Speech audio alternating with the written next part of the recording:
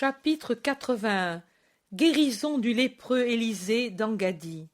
Ils doivent, peut-être sur le conseil des habitants d'Engaddi eux-mêmes, avoir anticipé leur départ, car il fait absolument nuit, et la lune presque pleine éclaire la ville d'une lumière très vive.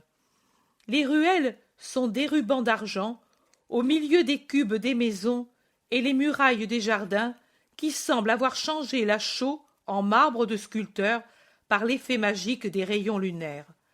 Les palmiers et les autres arbres prennent un aspect fantastique, enveloppés dans la phosphorescence de la lune. Les sources et les petits ruisseaux sont des petites cascades et des colliers de diamants.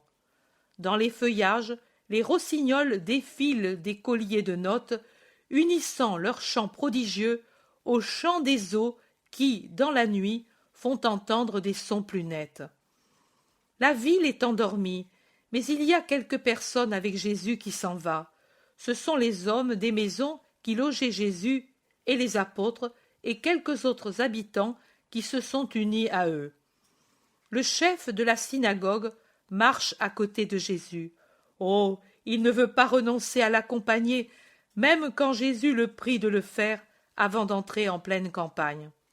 Et ils s'en vont en direction de la route qui mène à Masada, non par la route basse qui côtoie la mer Morte et dont j'entends dire qu'elle est malsaine et dangereuse à parcourir de nuit, mais vers la route intérieure, taillée dans la côte, presque sur la cime des collines qui bordent le lac. Elle est splendide, l'oasis au clair de lune. On semble marcher dans un pays de rêve. Puis l'oasis, la véritable oasis, cesse et les palmiers deviennent rares. C'est la montagne proprement dite, avec ses arbres de haute futée, ses prés, ses flancs creusés de cavernes comme presque toutes les montagnes de Palestine. Mais ici, je dirais qu'elles sont en plus grand nombre et leurs ouvertures sont étranges, en longueur ou en largeur, les unes droites, d'autres de biais, certaines rondes à mi-côte, d'autres qui sont une simple fissure. Elles ont des aspects effrayants au clair de lune. Abraham, la route est plus en bas. Pourquoi continues-tu de monter en allongeant la route et en prenant ce sentier impraticable, reproche quelqu'un d'Engaddi.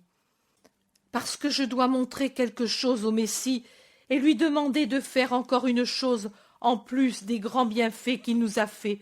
Mais si vous êtes fatigué, retournez chez vous ou attendez-moi ici. J'irai seul, dit le vieillard qui marche péniblement, en haletant, sur le sentier difficile et abrupt. Oh non, nous venons avec toi, mais ta fatigue nous fait peine, tu es tout essoufflé. Oh, ce n'est pas le sentier, c'est autre chose, c'est une épée qui se retourne dans mon cœur, c'est une espérance qui le gonfle.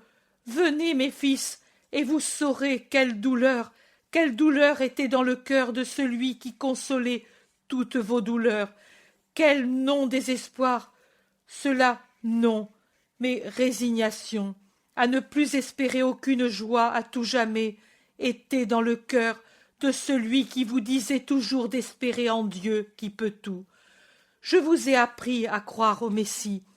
Vous souvenez-vous, quand je pouvais le faire désormais sans lui causer du tort, comme je parlais de lui avec assurance?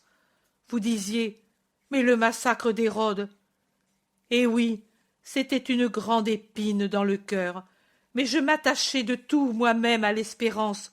Je disais, si à ces trois qui n'étaient même pas d'Israël, Dieu a envoyé l'étoile pour les inviter à adorer le Messie enfant, s'il les a guidés par elle vers la pauvre maison qu'ignoraient les rabbins d'Israël, les princes des prêtres et les scribes, si par un songe il les a avertis de ne pas repasser chez Hérode pour sauver l'enfant, n'aura-t-il pas, en usant d'une puissance encore plus grande, averti le père et la mère de s'enfuir, en emportant en lieu sûr l'espérance de Dieu et de l'homme?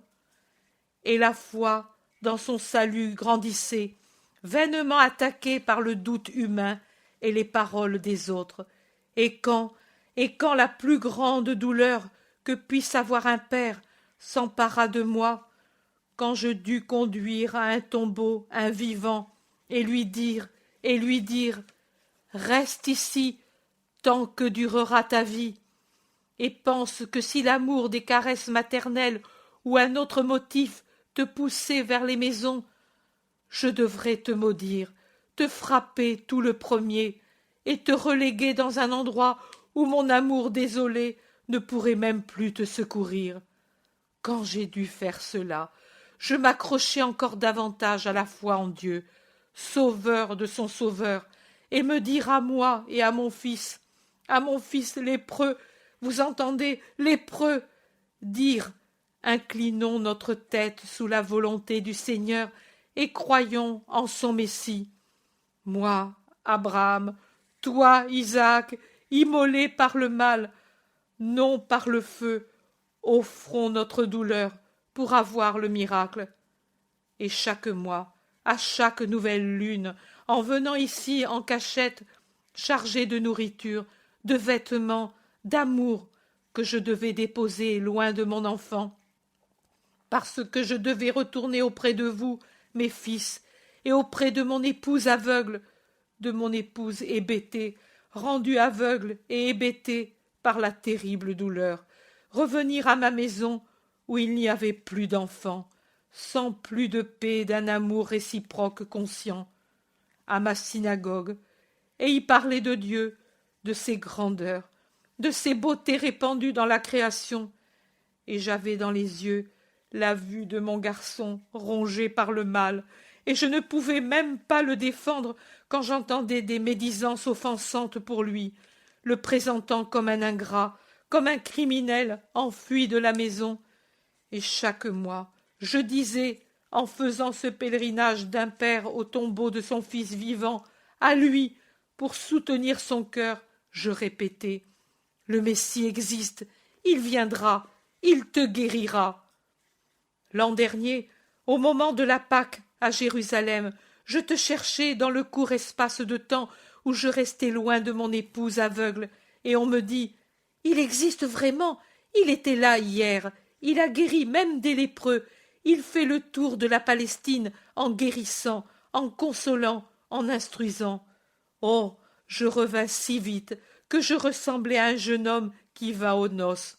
Je ne me suis pas même arrêté à Engaddi, mais je suis venu ici, et j'ai appelé mon enfant, mon garçon, ma race qui meurt, en lui disant « Il va venir. » Seigneur, tu as fait toutes sortes de bien dans notre ville, tu pars sans laisser quelqu'un qui soit encore malade, tu y as béni jusqu'aux arbres et aux animaux.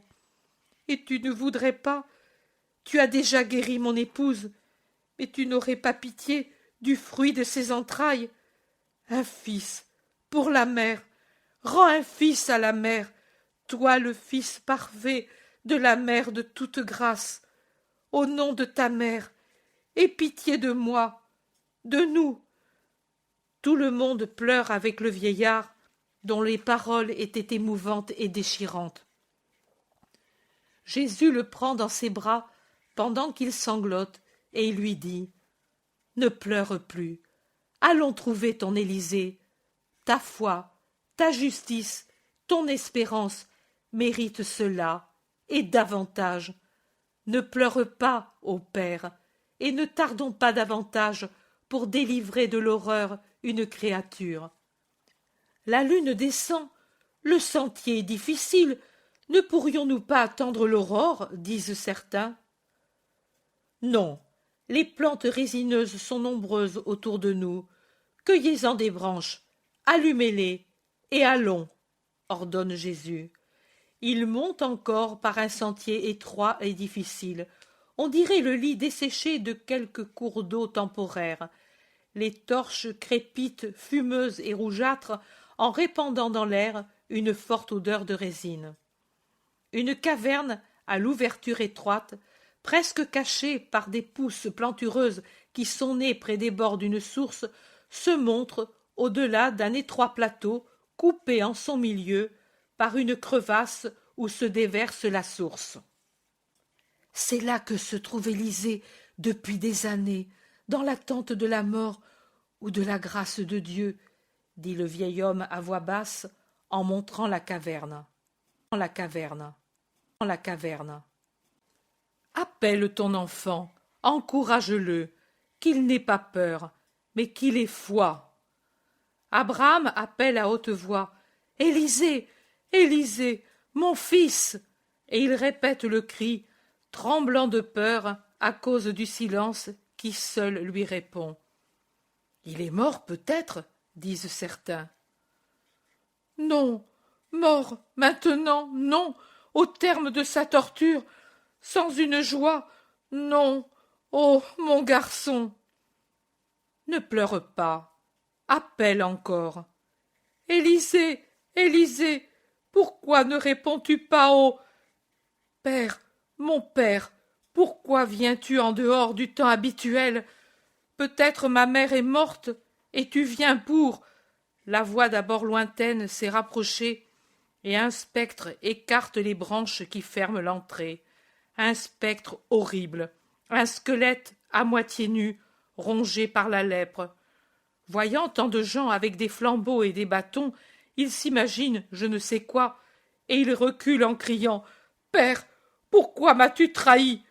Je ne suis jamais sorti d'ici. Pourquoi amènes-tu des gens pour me lapider ?» La voix s'est éloignée, et de l'apparition, il ne reste comme souvenir que des branches qui remuent. Jésus insiste. « Encourage-le, dis-lui que le Sauveur est ici. » Mais l'homme n'a plus la force, il pleure désolé. C'est Jésus qui parle. « Fils d'Abraham et du Père des cieux, écoute, il s'accomplit ce que ton juste Père te prophétisait. Le Sauveur est ici, et avec lui il y a tes amis d'Engadi et les apôtres du Messie venus pour jouir de ta résurrection. Viens sans peur, avance jusqu'à la crevasse, et moi aussi je viendrai, et je te toucherai, et tu seras purifié. Viens sans peur, ô Seigneur qui t'aime. » Les branches s'écartent de nouveau, et le lépreux apeuré regarde au dehors. Il regarde Jésus, forme blanche, qui marche sur les herbes du plateau et qui s'arrête devant la crevasse. Il regarde les autres, et en particulier son vieux père, qui, comme fasciné, suit Jésus, les bras tendus, le regard fixé sur le visage du fils lépreux. Il avance, rassuré. Il boite fortement à cause des plaies de ses pieds. Il tend les bras avec ses mains corrodées. Il vient en face de Jésus, il le regarde. Jésus tend ses mains très belles, lève les yeux au ciel, paraît rassembler en lui toute la lumière des étoiles innombrables, et en rayonner la splendeur très pure sur les chairs impures, pourries, tombant en lambeaux, que les flambeaux agités pour qu'ils donnent plus de lumière font apparaître encore plus horribles dans la lumière rouge des branches allumées. Jésus se penche sur la crevasse, touche avec l'extrémité de ses doigts l'extrémité des doigts lépreux, et il dit « Je veux », et il le dit avec un sourire d'une beauté qu'on ne peut décrire. Il répète « Je veux » 2 autres fois. Il prie et commande par cette parole. Puis il se sépare, recule d'un pas en ouvrant les bras en croix, et il dit « Quand tu seras purifié, prêche le Seigneur, car c'est à lui que tu appartiens. Rappelle-toi que Dieu t'a aimé parce que tu as été un bon Israélite et un bon fils. Aie une épouse et des enfants, et fais-les grandir pour le Seigneur. Voici qu'est anéantie ta très amère amertume. Bénis en Dieu et sois bienheureux. » Puis il se retourne et dit « Vous, avec vos torches, avancez, et voyez ce que peut le Seigneur pour ceux qui le méritent. » Il abaisse les bras qui, ainsi ouverts et enveloppés par son manteau, empêchaient de voir le lépreux, et il s'écarte. Le premier cri est celui du vieillard agenouillés derrière Jésus. Fils, fils, fils, tel que tu étais à 20 ans, beau comme alors, saint comme alors, beau, oh, beau plus qu'alors. Oh, une table, une branche, quelque chose pour arriver jusqu'à toi. Et il va s'élancer. Mais Jésus le retient. Non, que la joie ne te fasse pas violer la loi. Il faut d'abord qu'il se purifie. Regarde-le, baise-le avec les yeux et le cœur. Sois fort maintenant, comme tu l'as été pendant tant d'années, et sois heureux. En fait, c'est un miracle complet. Ce n'est pas seulement une guérison, mais une reconstitution de ce que le mal avait détruit. Et l'homme, d'environ 40 ans, est intact comme s'il n'avait jamais rien eu. Il reste seulement d'une grande maigreur qui lui donne un aspect ascétique d'une beauté peu commune et surnaturelle. Et il agite les bras, s'agenouille, bénit, ne sait que faire pour dire à Jésus qu'il le remercie. Enfin, il voit des fleurs dans l'herbe, les cueille, les baise et les jette au-delà de la crevasse aux pieds du Sauveur. Allons, vous d'Engaddi, restez avec le chef de votre synagogue. Nous continuons vers Masada. Mais vous ne savez pas, vous n'y voyez pas. Je connais le chemin, je connais tout, et les chemins de la terre, et ceux des cœurs par lesquels passe Dieu et l'ennemi de Dieu, et je vois qui accueille l'un ou l'autre. Demeurez, demeurez avec ma paix. D'ailleurs, le jour va vite arriver, et avec des branches allumées, nous nous éclairerons jusqu'à l'aube. Abraham, viens, que je te donne le baiser d'adieu. Que le Seigneur soit toujours avec toi, comme il l'a été jusqu'à présent, et avec les tiens, et avec ta bonne ville. Tu n'y reviendras plus, Seigneur, pour voir ma maison heureuse? Non, mon chemin va arriver à sa destination, mais au ciel, tu seras avec moi, et les tiens avec toi. Aimez-vous, et faites grandir les petits dans la foi au Christ. Adieu à tous, paix et bénédiction à tous ceux qui sont présents et à leurs familles. Paix à toi, Élisée. Sois parfait par reconnaissance pour le Seigneur. Venez, vous, mes apôtres. Et il se met en tête de la petite troupe qui lève des branches allumées, et il avance et il contourne un rocher qui fait saillie, puis il disparaît avec son vêtement blanc, et les apôtres disparaissent l'un après l'autre. Le bruit de leurs pas s'éloigne, la flamme rouge des branches enflammées s'efface. Ils restent sur le plateau, le Père et le Fils, assis au bord de la crevasse, se contemplant l'un l'autre, et par derrière, en groupe, avec des murmures admiratifs, ceux d'Engaddi. Ils attendent l'aube pour retourner à la ville avec la nouvelle de la prodigieuse guérison. Guérison, guérison.